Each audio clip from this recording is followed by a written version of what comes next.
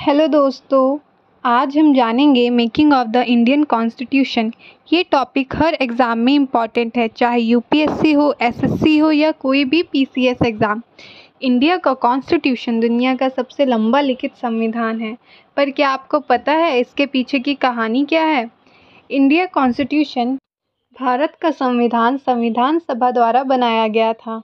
इसके सदस्य भारत के विभिन्न भागों से चुने गए थे। डॉक्टर भीमराव अंबेडकर को ड्राफ्टिंग कमेटी का अध्यक्ष बनाया गया था। संविधान सभा ने 26 नवंबर 1949 को संविधान को अपनाया था।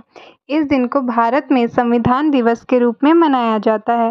संविधान को 26 जनवरी 1950 से पूरे देश में लागू कर दिया गया था। इसी दिन भारत एक गणराज्य बना। इसीलिए हम हर साल 26 जनवरी को गणतंत्र दिवस मनाते हैं। अब हम समझते हैं कि कॉन्स्टिट्यूएंट असेंबली की डिमांड कैसे बनी एक नेशनल मूवमेंट का हिस्सा।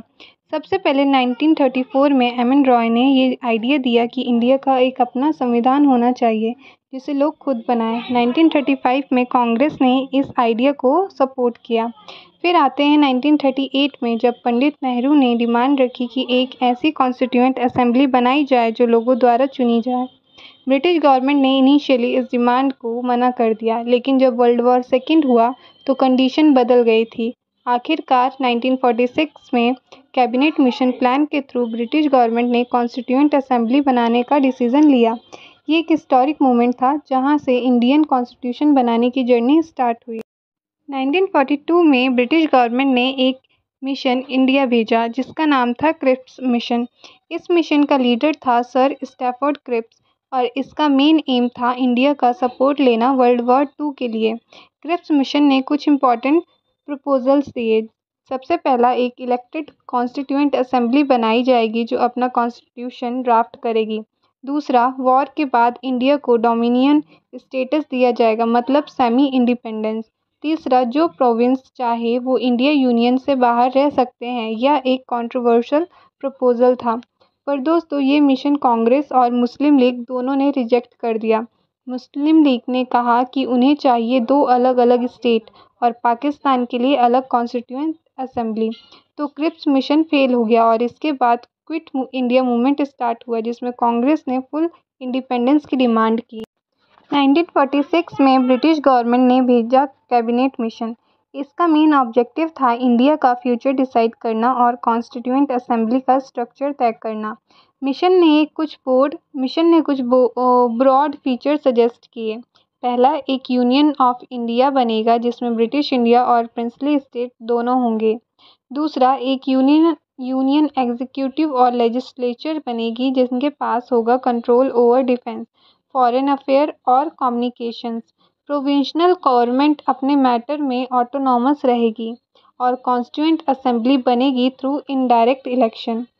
एक और इम्पॉर्टेंट बात थी, प्रोविंसेस को 3 ग्रुप में डिवाइड किया गया। Group A mostly Hindus, group B Muslim majority provinces, group C north east.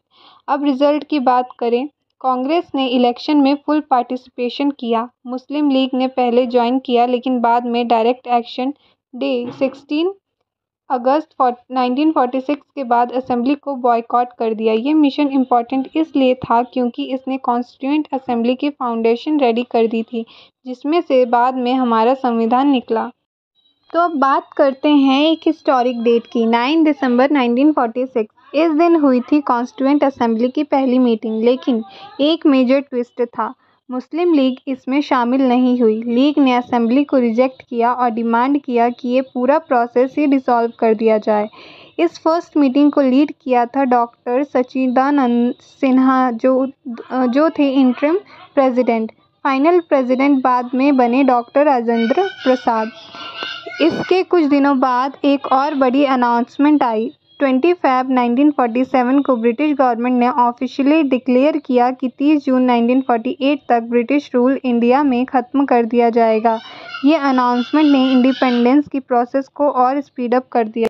दोस्तों, अब हम आते हैं सबसे टर्निंग पॉइंट पे, पार्टीशन और इंडियन इंडिपेंडेंस एक्ट 1947। 3 जून 1947 को लॉर्ड माउंटबेटन ने एक प्लान दिया जिसे हम माउंटबेटन प्लान कहते हैं। इस प्लान के तहत पंजाब और बंगाल को रिलीजियस लाइन पे पार्टीशन किया गया। NWFP north west frontier province और सिलहट में रेफरेंडम करवाया गया जिसमें पब्लिक ने डिसाइड किया पाकिस्तान में जाना है या नहीं। इसके बाद ब्रिटिश पार्लियामेंट ने पास किया इंडियन इंडिपेंडेंस एक्ट 1947। 15 अगस्त 1947 से इंडिया और पाकिस्तान दो अलग अलग इंडिपेंडेंट डोमिनियन बन गए। दोनों देशों की कॉन्स्टिट्यूएंट असेंबलियों को मिल गया सॉवरेन पावर अपना अपना संविधान बनाने के लिए, यानी अब इंडिया ऑफिशियली अपना कॉन्स्टिट्यूशन बना सकता है बिना ब्रिटिश इंटरफेरेंस के। ये एक नया चैप्टर था हमारी कॉन्स्टिट्यूशनल जर्नी का। अब पार्टीशन के बाद जो सबसे बड़ा चेंज आया वो था reconstitution of the constituent assembly. जो एरियाज पाकिस्तान में चले गए जैसे पंजाब, बंगाल, सिंध, NWFP, बलूचिस्तान और सिलहट, उनके रिप्रेजेंटेटिव ने कॉन्स्टिट्यूएंट असेंबली छोड़ दी। इस वजह से इंडिया में नए इलेक्शन करवाने पड़े वेस्ट बंगाल और ईस्ट पंजाब में। जो ओरिजिनल स्ट्रेंथ 389 थी वो अब सिर्फ 299 मेंबर तक लिमिटेड रह गई थी। यानी अब Indian constituent assembly purely Indian state के लोगों से बनी थी जिसे पूरा अधिकार था अपना संविधान बनाने का।